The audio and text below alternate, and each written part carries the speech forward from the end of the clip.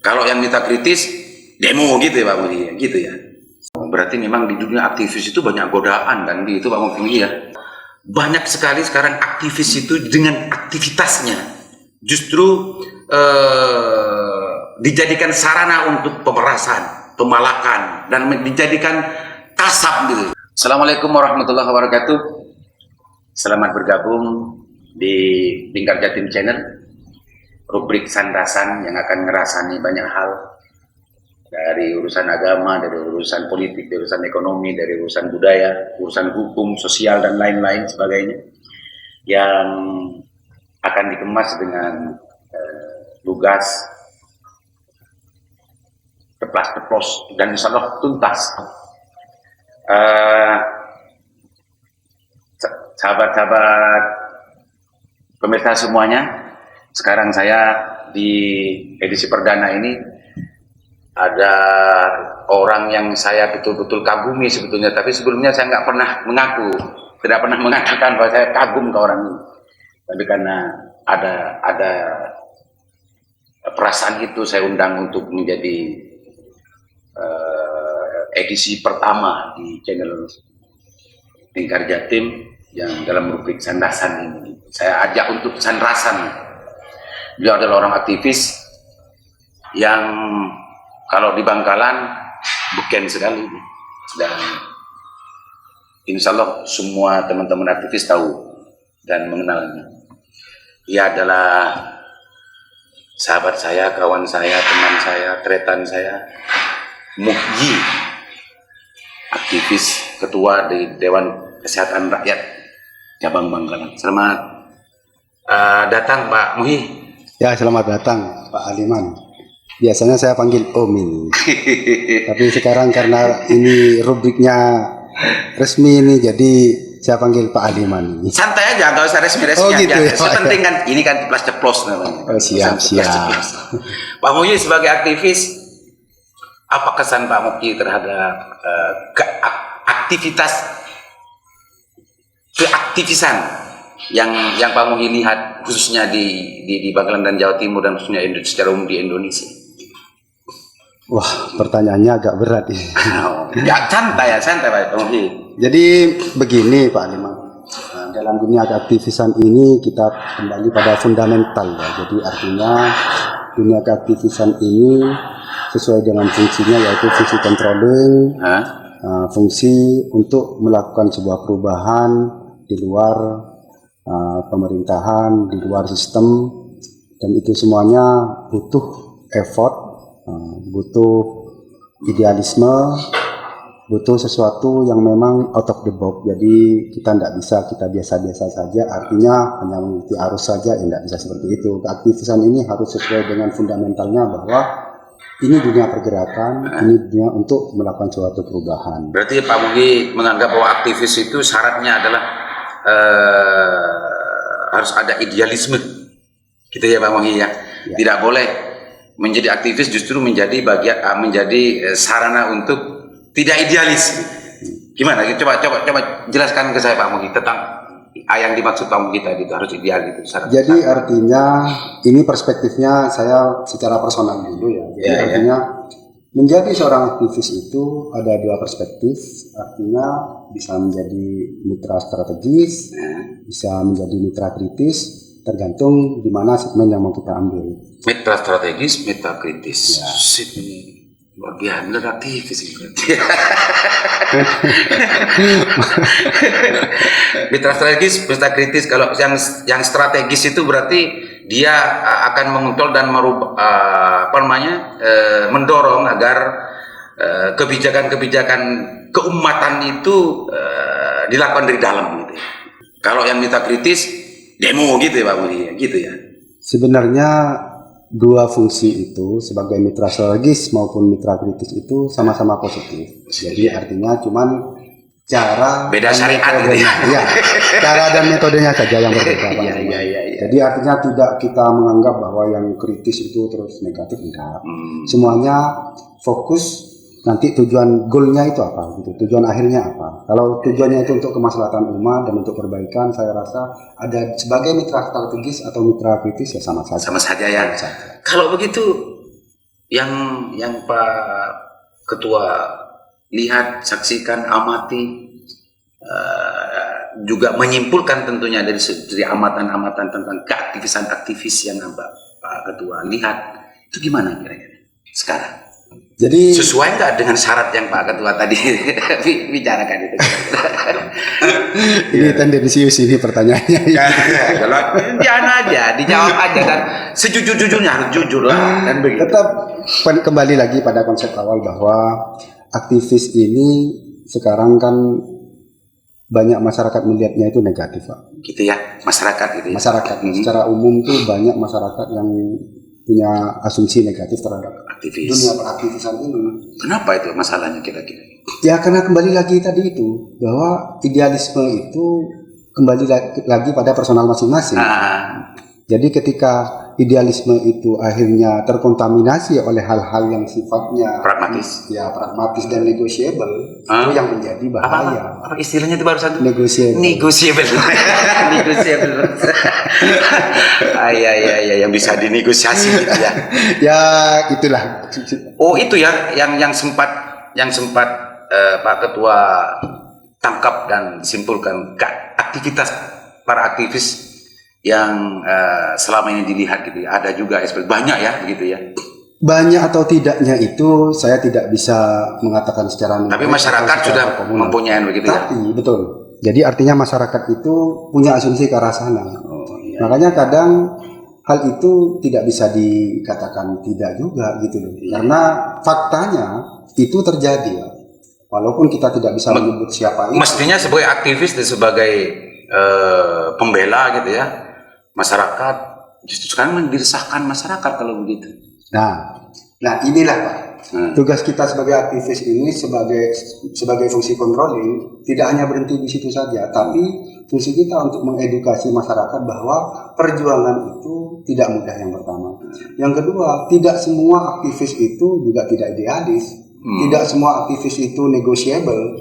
Tidak semua aktivis itu terus bisa ditawar-tawar, nggak seperti itu juga. Ada juga ya. Ada juga yang memang idealis gitu loh. Jadi tidak semua aktivis itu bisa negotiable. Iya. Tidak semua aktivis itu negotiable. Berarti lebih banyak yang negotiable kalau begitu ya. Ya tidak seperti itu. Makanya saya tidak mengatakan kuantiti atau komunal atau organisasi. Iya.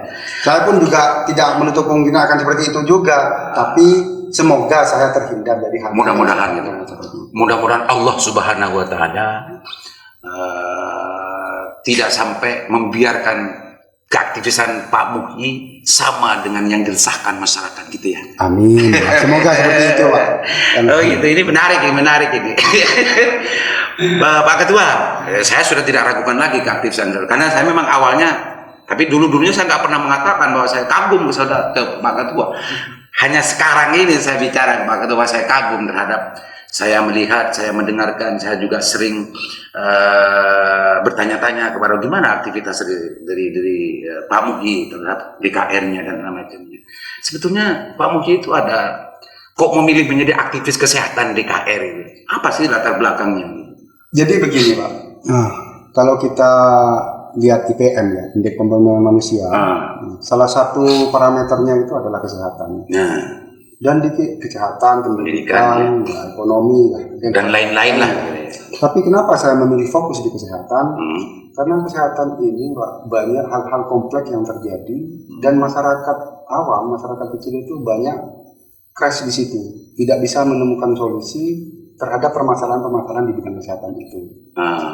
Dan yang mendasari saya lagi sebenarnya terjadi pada saya sendiri dulu, Pak. Jadi ada dulu berarti. Historical, Pak. Ada historical. Iya. Ada sejarah, ada pengalaman pribadi gitu yang menyakitkan tentunya ya. Enggak juga. Oh enggak ya.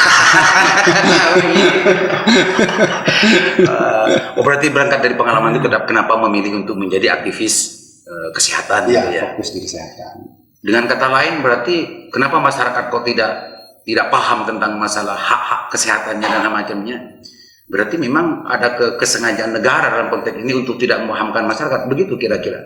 Kalau dibilang kesengajaan mungkin tidak seperti itu juga Pak ya, tapi fungsi edukasi fungsi promosi terhadap masyarakat terkait hak dan kewajiban di bidang kesehatan, program-program kesehatan ini mungkin belum maksimal disampaikan kepada Oh masyarakat. gitu ya, belum maksimal ya. Pak Muhi merasakan itu.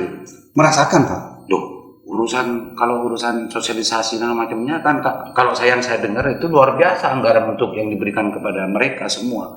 Berarti Pak Muhi dengan kata lain mengatakan bahwa apa yang sudah di backup dengan anggaran semacamnya itu tidak maksimal atau tidak dilaksanakan. Nah, fokus saya memang tidak di anggaran, Pak. Perkara anggaran terus programnya berjalan atau tidak itu kembali lagi pada pemerintah sendiri. Tapi kenapa saya bisa menyimpulkan seperti itu? Karena saya setiap bulan selalu mengadakan rembuk sehat kalau di DKR itu, Pak. Apa? Rembuk sehat. Rembuk sehat. Rembuk sehat itu, Pak, dilaksanakan sebulan sekali dan kita turun ke desa-desa, Pak. Nah, itu ada di YouTube saya juga. Itu aktivitas yang dilakukan oleh teman-teman di KR gitu ya. Berarti saya sudah tidak punya sudah tidak punya alasan lagi untuk tidak percaya ke aktivisnya Pak Muhi kalau begitu ya. Ya kalau itu kembali lagi pada. Tapi di sisi yang lain tadi kan sudah simpulkan bahwa aktivis yang Pak Muhi lihat, aktivis yang Pak Muhi perhatikan dan macamnya banyak yang tidak sesuai dengan syarat rukun keaktivisan yang sebetulnya seperti yang tadi itu sebetulnya kan gitu kan kesimpulannya secara awal sebagai aktivis gitu ya. Kalau saya menyimpulkan secara pribadi tidak seperti itu juga, Pak. Gimana yang jadi artinya biar saya paham itu gimana. Apa yang saya sampaikan dari awal tadi itu adalah sebuah perspektif dari saya pribadi, Pak. Saya tidak menilai siapapun, tidak menjatuhkan siapapun, kembali pada personal masing-masing bahwa salah satu beberapa komponen aktivisan itu. Nah, seperti yang saya sampaikan tadi bahwa harus punya idealisme, benar-benar berjuang untuk masyarakat. Nah, dan tidak tergoda oleh hal-hal yang akhirnya mengotori keaktivisannya itu, Pak. Berarti memang di dunia aktivis itu banyak godaan kan itu Pak Muhi ya. Saya rasa Pak Aliman karena Pak Aliman ini kan senior saya. Oh iya, gitu ya. Jadi lebih senior dari saya, Pak. Jadi kalau saya bilang begini, Pak Muhi mau mengatakan kalau saya bilang begini bahwa banyak sekali sekarang aktivis itu dengan aktivitasnya justru dijadikan sarana untuk pemerasan, pemalakan dan dijadikan kasab gitu. Apa yang Pak Muhi respon dari ungkapan ini? Kalau seperti itu, Pak, seperti saya ada nggak yang begitu? Kemungkinan ke arah sana memungkinkan sekali, Pak. Oh, memungkinkan sekali. Memungkinkan sekali. Kalau dipakai angka 10 sampai 1 berapa? 6, 7, 8? Ya, seperti saya bilang tadi, Pak, saya tidak bisa bilang kuantiti saya tidak bisa bilang, Pak. Tapi potensi ke arah sana sangat memungkinkan sekali. Luar biasa potensial. Saya mengalami, Pak. Oh gitu ya. Iya, godaan itu saya mengalami, Pak. Ditawarin gitu. Ada semacam pengalaman itu ya. Untuk Pak Muhi jangan melarang Pak Muhi untuk tidak meneruskan sesuatu yang di backup dan yang gitu maksudnya. Ya, jadi hal-hal yang godaan kalau saya bilang. Oh, godaannya. Godaan itu, potensi godaan itu untuk di dunia aktivisan itu memungkinkan sekali, Pak. Dan besar sekali. Tapi tergantung lagi kembali pada personal masing-masing. Pada aktivis masing-masing. Iya. Jadi tidak bisa kita mengatakan si ini si itu. Nah, kita juga bukan tim penilai, Pak, kan begitu. Iya.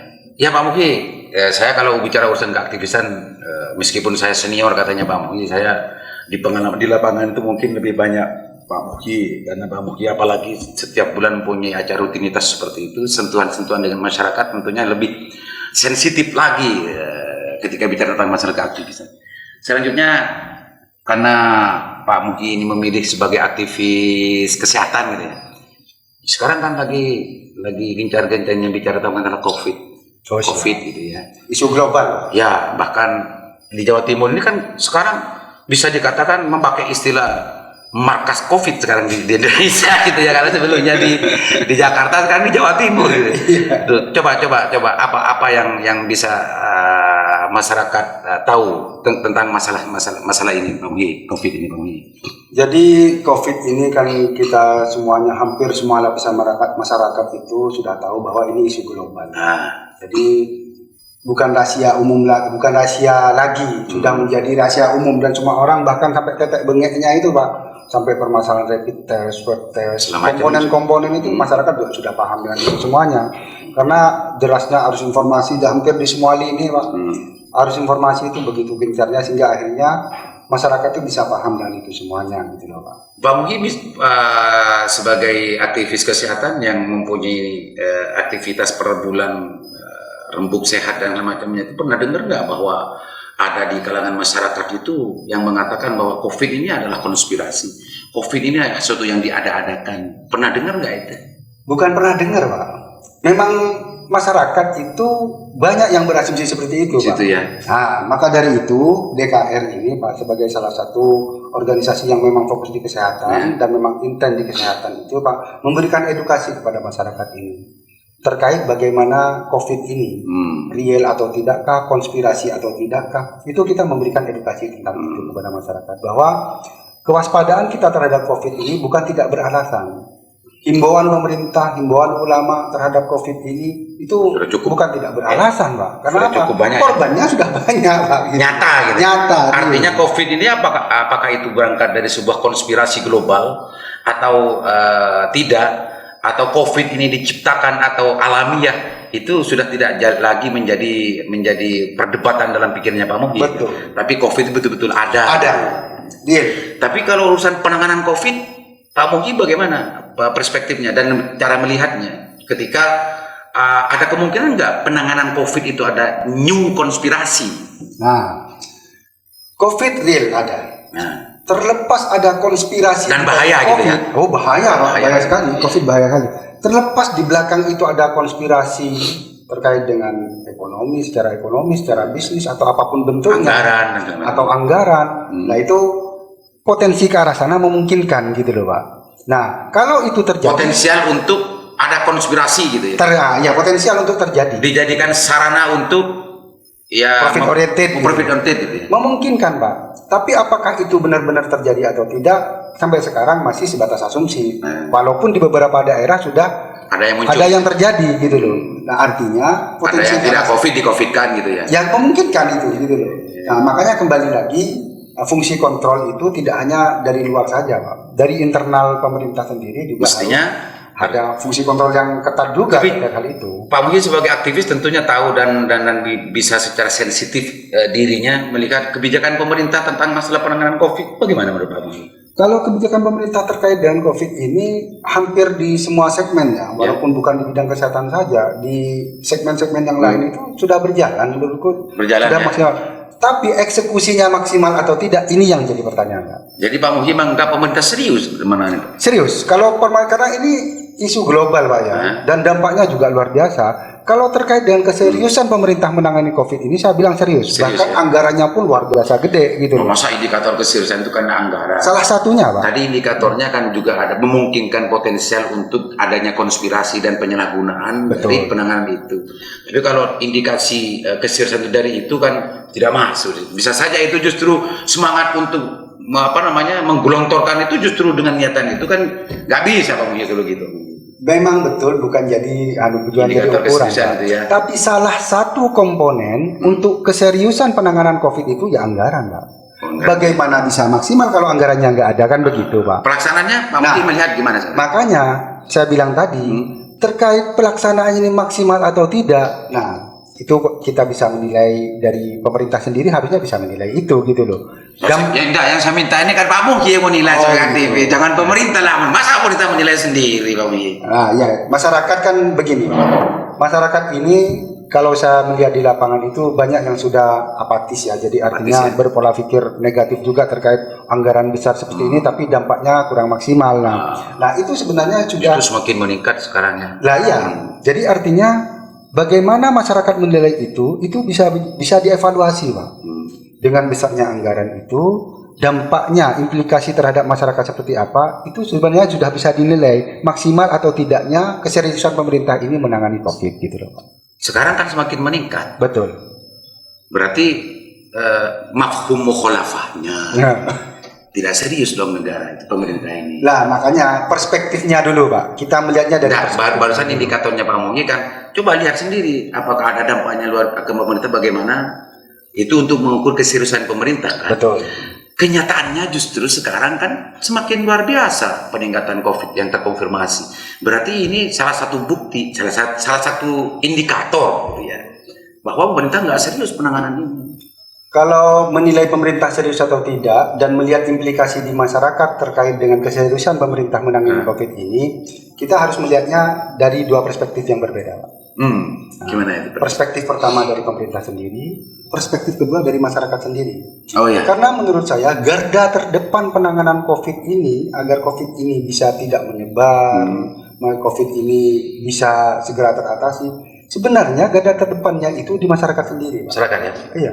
Jadi garda terdepan itu masyarakat ya. Masyarakat sendiri. Bukan dokter, bukan medis, Di bukan. penanganannya, Pak. Oh gitu. Nah, ketika sudah terjadi, Enggak, kemarin-kemarin itu kan sering kita dengar, sering kita membaca dan mendengarkan bahwa yang menjadi garda terdepan perang dengan COVID ini adalah para medis kan begitu. betul, Pak. Di penanganannya. Oh, penanganan. Fungsi edukasi terhadap masyarakat di penanganannya memang tim medis ini garda terdepannya. Yang menjadi garda terdepan dalam pencegahan itu sebenarnya juga masyarakat sendiri. Masyarakat sendiri. Pak Mohi melihatnya masyarakat gimana sekarang? Nah, itulah Pak yang jadi masalah. Sehingga akhirnya COVID ini terus berkembang, terus meningkat itu sebenarnya kedisiplinan masyarakat kita untuk mematuhi protokol kesehatan itu sangat rendah. Sangat rendah ya. Sangat rendah sekali, Pak. Jadi itu ya akibat dari masyarakat sendiri gitu ya, tidak disiplin gitu. Tidak disiplinnya masyarakat, mungkin juga fungsi kontrol dari pemerintah juga kurang, pusnya juga kurang. Kan bisa ada dua Pak Mohi. Ketidakdisiplinan masyarakat ini, kan negara itu punya kekuasaan untuk memaksa sebetulnya Pak Mohi. Nah makanya tadi saya nanya keseriusan, apakah ini bentuk dari dampak dari ketidakseriusan pemerintah sehingga masyarakat tidak disiplin? Nah, atau bagaimana atau sebaliknya? Coba. Gimana? Jelaskan Pak Mohi. Kondisi saat ini masyarakat ini kan sudah jenuh Pak sebenarnya Pak. Ya, terlalu lama ya. Ya, terlalu sudah lama. 3 bulan, 4 bulan. Di mana masyarakat dipaksa untuk stay at home kalau tidak ada keperluan, terus memakai habit baru ya, kebiasaan baru untuk memakai masker, terus dia kebiasaan cuci tangan, memakai hand sanitizer, itu kan kebiasaan baru. New normal. New normal. Maka dari itu Pak, memang kebiasaan baru ini, new lifestyle ini memang harus dipaksakan, Pak. Harus dipaksakan. Harus. Berarti ini tanggung jawab negara dong kalau begitu. Itulah maksud saya, Pak. Berarti semakin tegas bahwa negara tidak serius. Harus. Maka dari beberapa waktu yang lalu, Pak, selalu saya sondingkan untuk pemerintah ini sedikit ngepush juga ke masyarakat, agak strength juga lah ke masyarakat, agar apa? Masyarakat patuh, Pak. Kenapa? Habit baru itu memang harus dimulai dengan pemaksaan, Pak. Iya, ya. Dipaksa, akhirnya dia itu menjadi kebiasaan, akhirnya menjadi budaya, Pak. Gitu. Jadi prosesnya itu kalau tidak dipaksa new normal untuk masyarakat mematuhi protokol ini memang agak sulit. Itu ya kalau pendapatnya Pak Mohi memang harus dipaksa masyarakat. Iya memang harus. Tapi di sisi yang lain masyarakat itu sebetulnya kalau sudah diwajibkan untuk stay home, diwajibkan untuk begini dan macamnya, masyarakat kehidupan masyarakat sendiri itu apalagi di sisi yang lain banyak yang memang untuk bisa sustainable keberlanjutan hidupnya kan banyak yang harus keluar dari rumah dan segala macamnya, itu kan juga harus menjadi bagian dari masalah yang harus dipertimbangkan juga. Betul. Nggak ujuk-ujuk maksa karena Betul. Negaranya kalau tidak mampu untuk melakukan perlindungan terhadap kebutuhan atau apa ya istilahnya, bukan perlindungan ya recovery. Iya, terhadap kebutuhan masyarakat untuk dipaksa itu. Ya ini gimana nih? Kan persoalan yang kompleks ini kalau seperti ini. Maka dari awal saya bilang tadi bahwa permasalahan ini tidak bisa dilihat dari satu perspektif saja, Pak. Jadi new normal, misalnya nanti ini sudah berjalan era ini, new lifestyle, new normal, terus nanti era baru, bagaimana habit-habit baru harus disesuaikan untuk masyarakat untuk dilaksanakan. Tentunya pemerintah juga menyiapkan metode-metode yang ideal bagaimana agar new normal ini berjalan dan masyarakat ini juga tercover secara kebutuhannya gitu. Oh gitu. Nah, jadi artinya boleh dia bekerja, boleh dia keluar, boleh melakukan aktivitas dengan protokol yang sudah dianjurkan oleh pemerintah sesuai dengan arahan dari pemerintah juga gitu. Pak Mohi kalau melihatnya gimana ya sekarang? Kebijakan pemerintah sudah kita dengar, sudah kita saksikan, sudah kita sering baca itu tiap hari gitu bahwa ini dan sementara masyarakat jadi sampai detik ini masih belum ada geliat kepatuhan, kedisiplinan itu masih menjadi persoalan dasar di masyarakat. Kebijakan pemerintah yang dengan penggelontoran anggaran yang luar biasa dan segala macamnya yang ditambah lagi dengan masyarakat yang tidak disiplin ini, berarti proses penanganan penyebaran COVID ini kan menjadi sia-sia belaka sebetulnya kan, dan terbukti sekarang kan semakin banyak sekarang yang terkonfirmasi. Itu pun kalau dilihat dari orang yang dites, tapi kenyataannya bisa saja, sudah lebih banyak lagi, lebih besar lagi. Itu gimana tanggapannya Pak Mui? Yang kebijakan yang oleh pemerintah sudah dilakukan, ditambah lagi dengan ketidakpatuhan masyarakat terhadap protokol yang dilakukan, yang diatur oleh pemerintah, dan pemerintah sendiri tidak secara serius untuk bagaimana melaksanakan aturan yang dibuat sendiri, sehingga justru menjadi termaklumi ketika masyarakat tidak mematuhi, kan begitu Pak Muhi. Logika yang kita, nah apa tanggapan Pak Muhi dengan berarti semua upaya ini kan sia-sia Pak Muhi? Eman kan duit begitu triliunan. Kalau sudah melihat kenyataan seperti ini, apa tanggapan Pak Muhi dengan ini? Kalau dikatakan sia-sia, enggak Pak. Enggak ya? Enggak juga. Kalau dikatakan sia-sia, enggak juga. Karena semua upaya itu tidak mungkin tidak ada. Enggak sia-sianya barangkali Pak Muhi dengan latar belakangnya Pak Muhi, barangkali ikhtiar itu dicatat sebagai amal soleh, begitu ya? Wang jelas kan dampaknya semakin banyak Pak Muhi. Iya. Sekarang ini running well ya. Jadi sampai kondisi sekarang ini, mau tidak mau kita itu juga harus hidup berdampingan dengan COVID ini. COVID gitu ya? Iya, mau tidak mau. Makanya berdamai katanya Pak Presiden. Berdamai kalau istilahnya Bapak Presiden Jokowi itu ya. Berdamai. Artinya berdamai itu sendiri juga dengan kewaspadaan. Jadi segala program pemerintah, edukasi, eksekusi, semuanya itu harus tetap berjalan. Iya. Ketidakpatuhan masyarakat ini bagaimana nanti pemerintah menciptakan metode-metode yang baru lagi, bagaimana sehingga akhirnya masyarakat ini bisa patuh gitu loh. Pak Muhi luar biasa, husnudonnya ini luar biasa, dan ini yang saya bikin kagum sebetulnya kami. Ini Pak Aliman ini agak berlebihan. Ya sudah jelas tingkat yang terkonfirmasi semakin bertambah. Masih saja ada nilainya gitu kan. Masyarakat tidak disiplin karena ini dan segala macamnya, masih saja dinilai sebagai ada nilainya dan segala macamnya, tidak sia-sia penilaian dari Pak Muhi, kan itu luar biasa kan orang yang semacam itu yang bikin saya kagum Pak Muhi sebetulnya. Saya mengagumi Pak Aliman ini. Oke Pak Muhi, sebelum selesai, apa kira-kira yang Pak Muhi ingin sampaikan kepada masyarakat tentang masalah aktivis dan COVID? Saya rasa begini, sebagai closing statement saya, dunia peraktivisan ini adalah dunia yang sangat kompleks, dunia yang memang butuh kejujuran pada situ. Harapan saya teman-teman dalam berjuang, semua aktivis termasuk saya, juga berpegang pada fundamental bahwa kita hidup ini harus membawa manfaat untuk sesama. Harus membawa manfaat untuk sesama. Ya, itu garis bawahnya. Ya, terus urusan COVID? Terkait dengan COVID ini, bagaimana masyarakat ini di era yang sekarang ini kejadian terkonfirmasi positif makin meningkat, harapannya masyarakat juga bisa patuh, menjalankan protokol kesehatan dengan baik, berperilaku hidup bersih dan sehat. Pemerintah pun juga tidak henti-hentinya untuk terus memberikan. Intinya harus lebih serius gitu ya? Ya, jadi harus lebih serius gitu, kan lebih lebih sederhana. Oh ya, oke lah, bisa dikatakan begitu. Ya. Lebih intens lagi lah untuk memberikan edukasi kepada masyarakat dan penanganannya itu, Pak. Oke, terima kasih Pak Muhi, luar biasa ini untuk perdana para pemirsa. Mudah-mudahan apa yang kita lakukan ini bermanfaat, dan tunggu selanjutnya dengan narasumber yang berbeda, tema yang berbeda, dan mudah-mudahan juga memberikan inspirasi. Ingat bahwa ini adalah channel Lingkar Jatim dengan rubrik sanrasan, jadi urusan ngerasani, tapi jangan sampai ngerasani ini dimaknai secara negatif. Betul. Fitnah gitu ya. Tapi ngerasani ini dalam pengertian bahwa kita akan bahas, mengkaji lebih dalam secara tuntas, meskipun ini dikemas dengan ceplas-ceplos. Demikian, jangan lupa meskipun tidak harus di-subscribe, tapi harus diikuti, ditunggu kehadirannya, dan dikomentari, dan masukannya sangat saya harapkan. Dari saya Aliman Haris, Assalamualaikum warahmatullahi wabarakatuh. Waalaikumsalam warahmatullahi wabarakatuh.